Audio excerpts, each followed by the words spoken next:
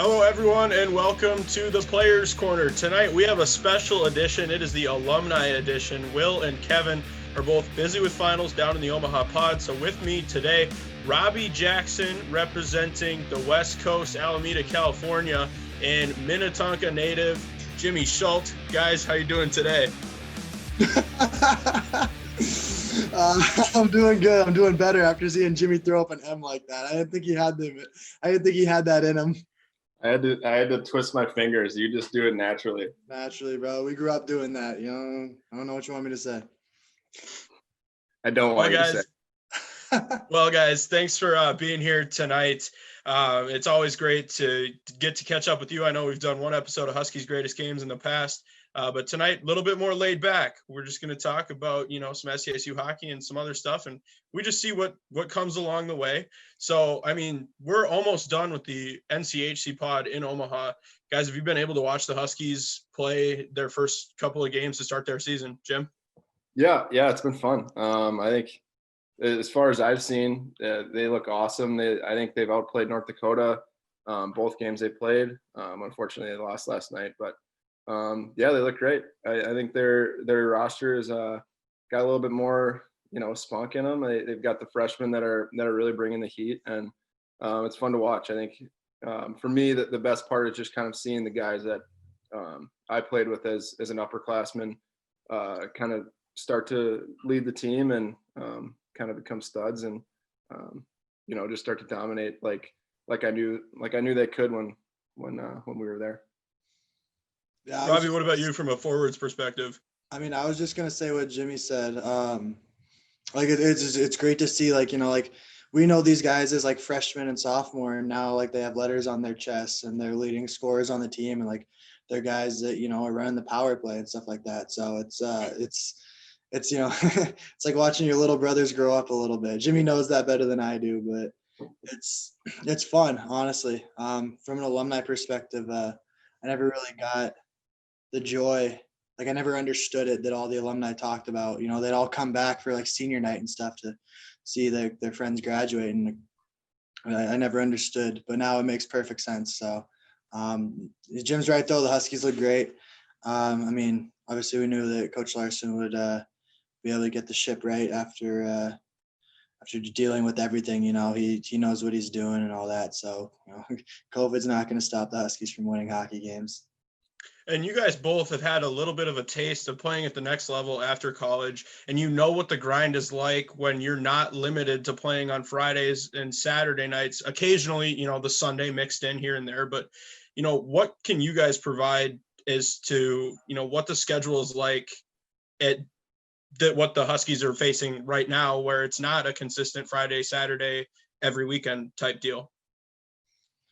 Honestly, it's just a lot more body maintenance, like when you don't have that full, 4 or 5 days to recover from Saturday night.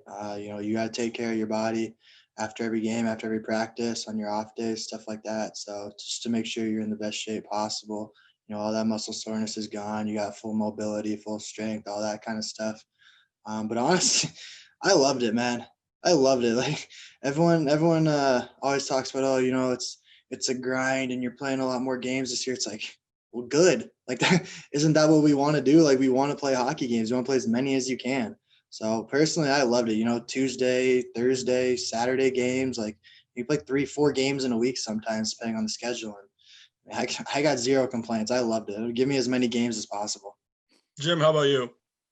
I think just from another perspective, it's a little bit different in preparation as far as what team you're playing, because like Robbie said, it's a lot different. It's not like you can have your workouts on Monday, Tuesday, Wednesday, and then could kind of like have maybe a lighter day on Thursday and be completely fresh for the Friday, Saturday games. It's kind of a different way that you have to prepare and treat your body. But kind of another aspect is every team in NCHC is different. I guess in this scenario, you kind of know what to expect, and you kind of have to prepare for anyone and be ready for different looks at it. A Friday, Saturday, Wednesday. I guess that's kind of what St. Cloud's doing right now.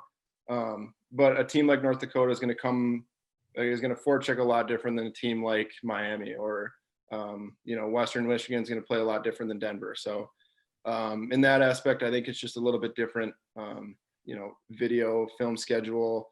The practices are going to look a little bit different. The mock power play and the mock PK in practice is going to be a little bit different. And I think there's just a different way to adapt. And it honestly, I think it might be good for getting ready for playoffs.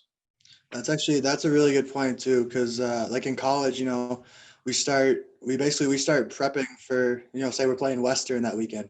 We start prepping for Western like on Monday of practice. And we know Tuesday is going to be like a tough battle day where we try to simulate playing against Western Michigan. And then Wednesday we're going to do penalty kill. And so they got to, the mock guys that aren't on penalty kill get to play power play like Western Michigan does in their setup. And, Thursday we do power play. So the penalty killers have to kill like Western Michigan. And now like you don't have that luxury. It's like, I don't know how you guys did it this year, Jimmy, but we would just watch film for probably 10, 15 minutes before every game. Like we wouldn't really practice how other teams, we wouldn't do any, scout team stuff or, mock power play, stuff like that. We would just focus on like our systems and the stuff we're going to run. And, like you have to prepare in, a matter of 20 minutes sometimes. You watch the video, you say, okay, this is how they're going to do it. It's go time. Right. Yeah, and I think a little bit more to add to that is like, as a coaching staff, they have to probably focus on a little bit more broad points instead of, like the tiny little details. And obviously they're going to, have to be detailed as much as they can. But for example, if there's a player you need to watch out for or play, defense against differently, they might point that out.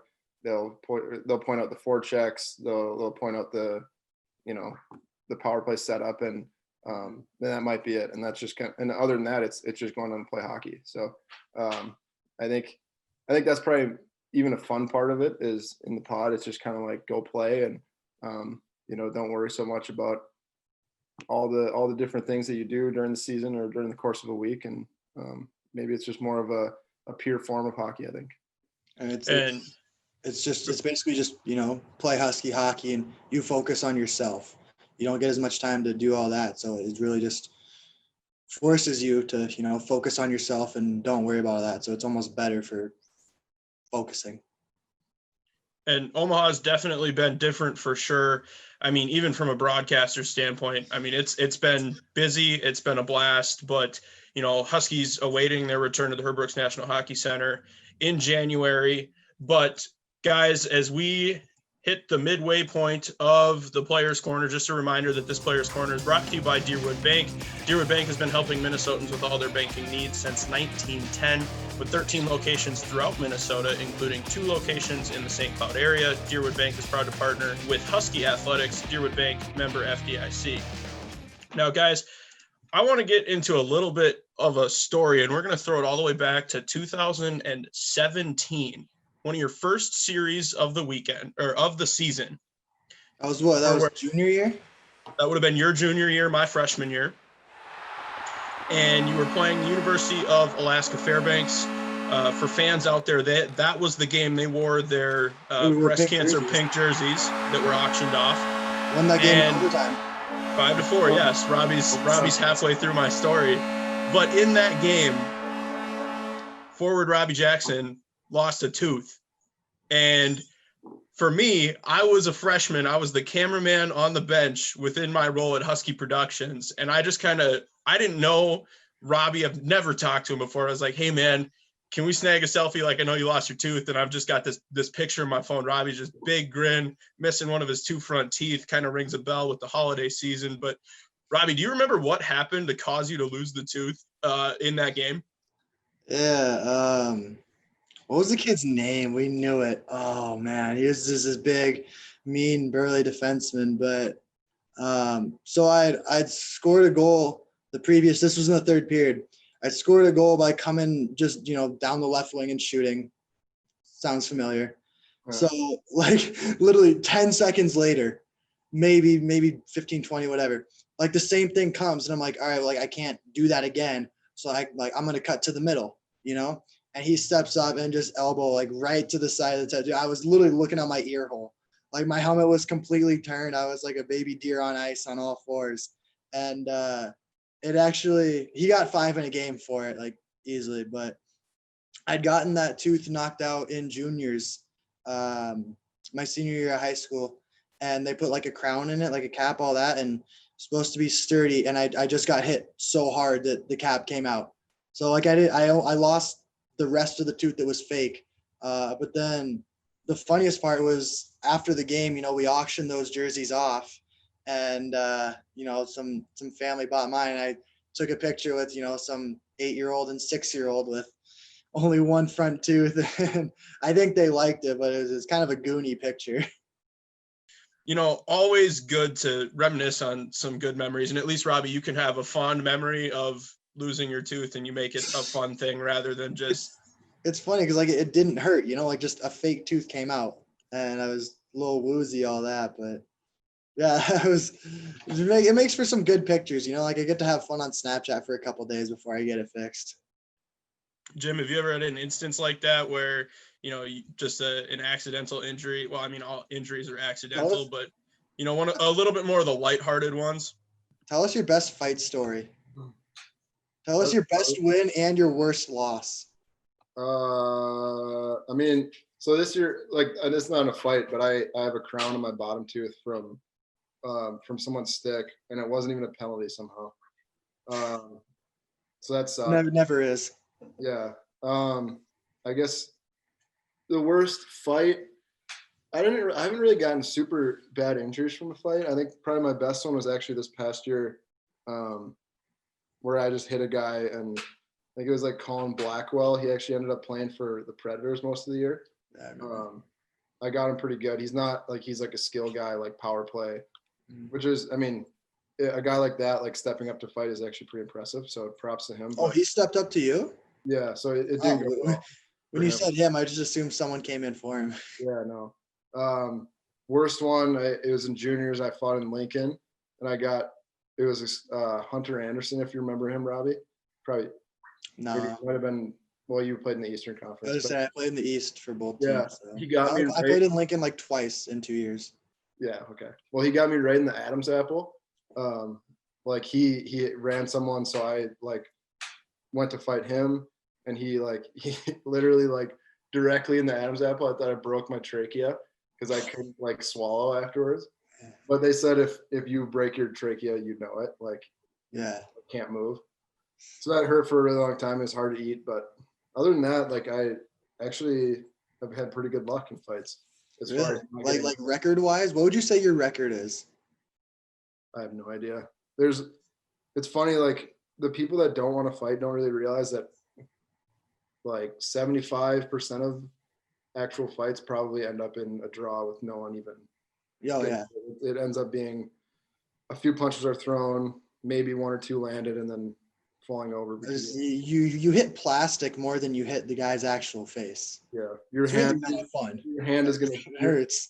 Yeah, your hand's gonna be worse than your face, probably. Hopefully. 100%. I'm 1-1-1. You? Juniors. You're 1-1-1. 1-1-1. No fights this year, Rob?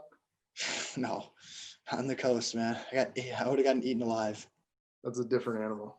Dude, how about did I tell you this year we had a guy jump off the bench and fight someone like for me? Like, I know I said like how Blackwell, I'm surprised he stepped up. Yeah. Some guy jumped off the bench and like, thank God, I didn't realize it, and everyone from the bench yelled, but like he could have got suspended badly. Yeah. If they would have saw, but he literally just jumped off the bench, no line change, nothing. We had 6 guys on the ice for a quick minute. That's 20 games, I think. Yeah. Could have been real bad. Could have been real bad. Maybe I shouldn't have told that story. No, What's done is done, and I mean, you can say the same. I think he retired anyway. So what are they going to do? Suspend him? And that's all you can do with fights too. You start the fight, and it's not over until the refs break it up. You started the story. You had to finish it. You can't just cut it and call it a wrap. Good analogy.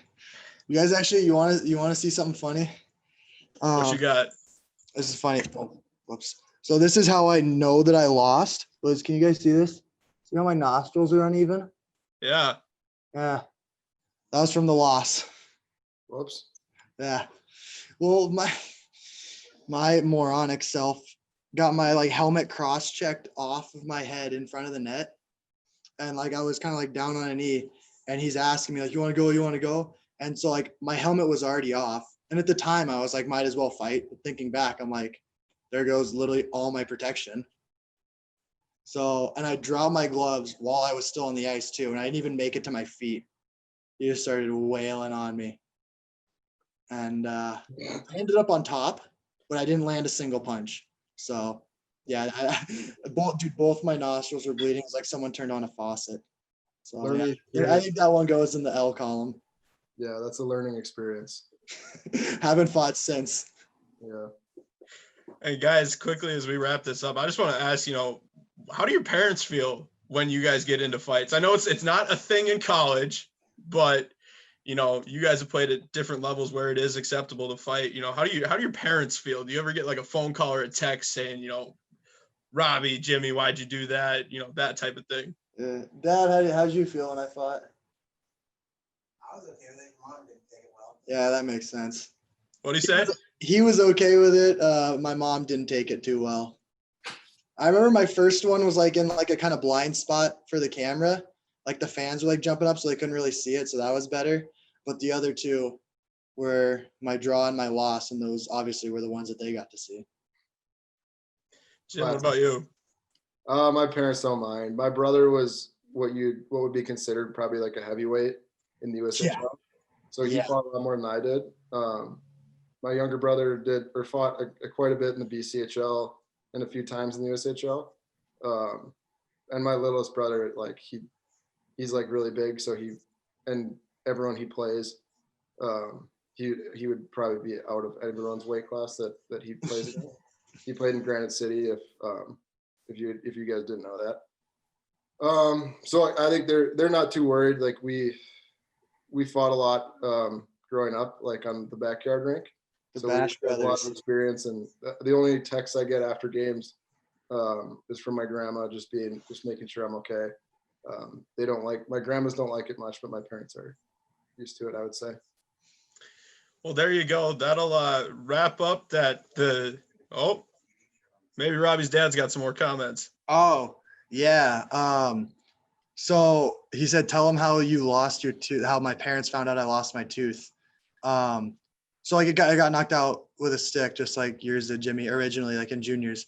And I was scheduled to do the in-between periods interview, like for the broadcast and stuff. And I lost my tooth like in the last shift before the end of the second period. So they're like, Robbie, like, do you still want to do the interview? Like, are you okay? I'm like, yeah, I'm fine. Like, it doesn't hurt. So I did the interview with no tooth, and I like made a point. I was like, hey, sorry, Mom, my tooth is gone. Like, promise I'll get it fixed, all that. But yeah, they didn't get a text after the game or nothing. It was just 2 minutes after it happened. The whole world knew. Well, there you go, guys. I just want to say thank you for joining us today on the alumni edition of the Players Corner. Wish you guys all a Merry Christmas and a Happy Holidays. Stay safe, enjoy the family time and everything that comes with the holiday season. That'll wrap it up here for the Players Corner. Just a reminder, the Huskies play tonight at 7:35 p.m. Make sure you can catch that game on nchc.tv. And thank you to our sponsors again, Deerwood Bank, for sponsoring the Players Corner. For Nick Speliopoulos and Jimmy Scholl, this is Robbie Jackson. Thank you all for tuning in, and you guys have a very Merry Holidays.